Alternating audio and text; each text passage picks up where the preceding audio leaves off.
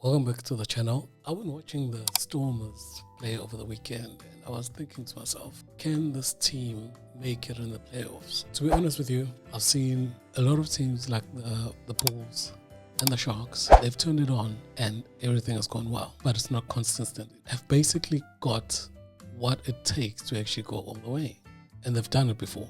They're experienced in that. But I've just got one gripe which I don't understand. Will this player cost the Stormers in the playoffs? And who I'm talking about is Warrick Gelant. Now, I do understand that the team was iffy over the weekend and they weren't really able to control the game as much as they can. I think with the wet weather that was over the weekend, they really did struggle. So I do understand that. But I've been looking at Warrick Gelant's overall performance over the season. It doesn't seem from season to season that he improves. He just stays at the same par. But now, recently, what I've noticed is that he's been doing a few things which I don't think are necessary, and we're going to go into those things as we go along on this video. So, the first thing we're going to talk about is the kicking and the attacking play. In this game in the rain, they actually needed more control, right, over the weekend. They were playing the last team in the log, which is the Dragons, but still they needed to execute. And most of that responsibility falls on mainly two players, at most three, third being the scrum half. But the first two is the flower half and the fullback, Sasha and Warren in this instance. Now, Sasha didn't really have the game that he needed to have, and I do understand. And I'm not copying him a plea, but people don't realize he's been playing so well, but he's just recently come back from an injury. So for him to be playing at this level and performing at this level is really impressive.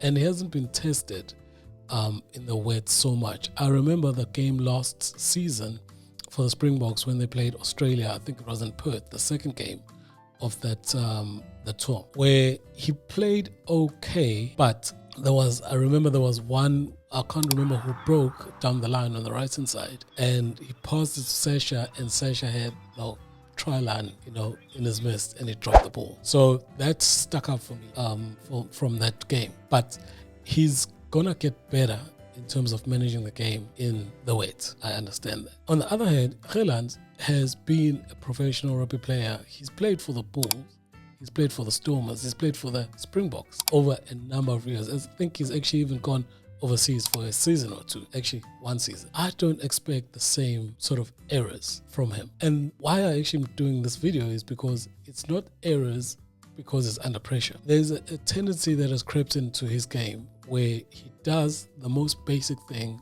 the most complicated way that he can. And I think that's gonna catch him and catch the Stormers out when the pressure is high, playing against Leicester or playing against one of those top teams in the league, away or even at home. All right, when he's meant to kick, he does this thing trying to kick it in a fancy way. I'm not sure why.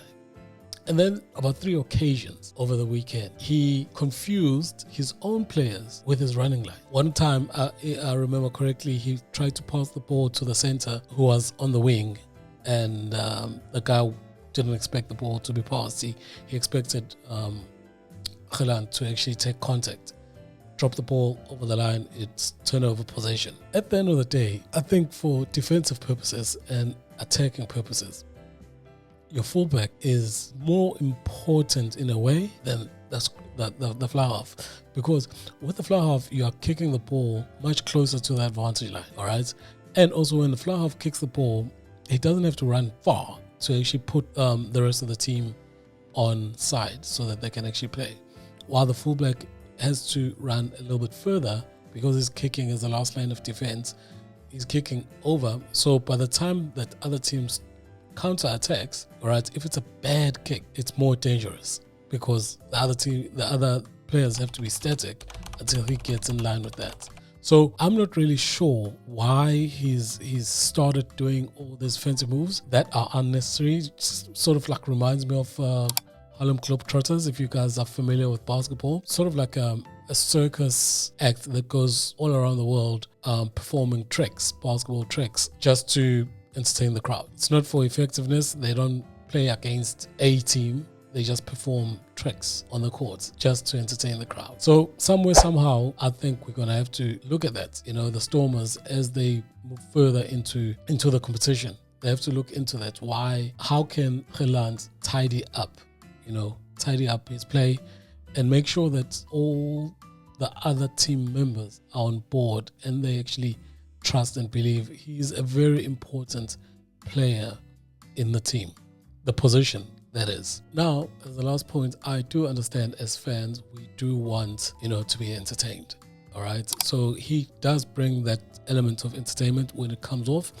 But I think at the end of the business end, as they call it, of the season, you need a more concise play, more understanding within the backline as well as the rest of the team. At the end of the day, I know Rassie always emphasizes this, that it's no matter what we do, winning has to be part of the goal. Otherwise, we all don't have a job. People will entertain a lot of things in terms of the style of play and attack and all of that. But if you're doing all of that without winning, you got a huge problem. So I think there's one more or two more games in the round robin, and then it goes to a break. And Mannie is back from injury, so he's back in camp, and he should. I think Dobby said he's gonna get a game over the weekend. If everything goes the way it's been going with Gelant, I think the best case scenario for the Stormers going into the playoffs would be Mannie 10, Sash 12, and Damien 15. That will give them the most solid and most attacking without being ridiculous team going forward and to be able to score points and so forth. So I don't know. I just thought, let me just talk about this. Anyway, thank you so much, you guys. If you want to comment, do comment downstairs. Let's see if you're seeing it as I'm seeing it. Cheers.